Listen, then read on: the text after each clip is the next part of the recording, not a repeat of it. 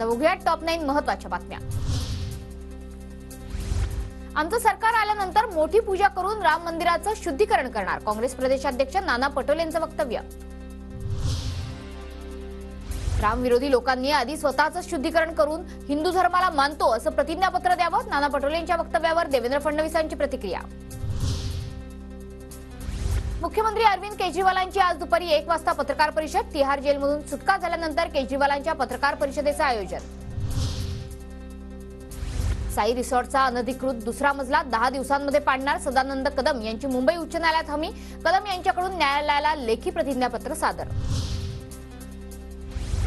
शिंदेंनी परवानगी दिली तर राजापूर विधानसभेची निवडणूक लढवणार, किरण सामंत राजापूर विधानसभा निवडणूक लढवण्यास इच्छुक।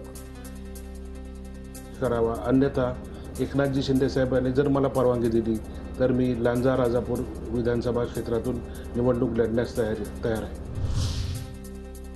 धाराशिवचे माजी खासदार रवींद्र गायकवाड यांच्या विरोधात गुन्हा दाखल, अल्पसंख्याकांवर आक्षेपार्ह वक्तव्य केल्यानं कारवाई, धार्मिक भावना दुखावल्याचा गायकवाडांवर आरोप।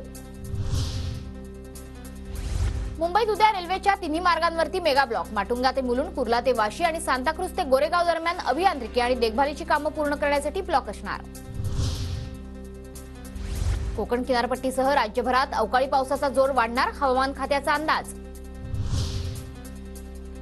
नाशिक आणि वाशिममध्ये अवकाळी पावसाची हजेरी, उन्हाळी मूग, भुईमूग, ज्वारी पिकांना मोठा फटका, शेतकऱ्यांचीही चिंता वाढली।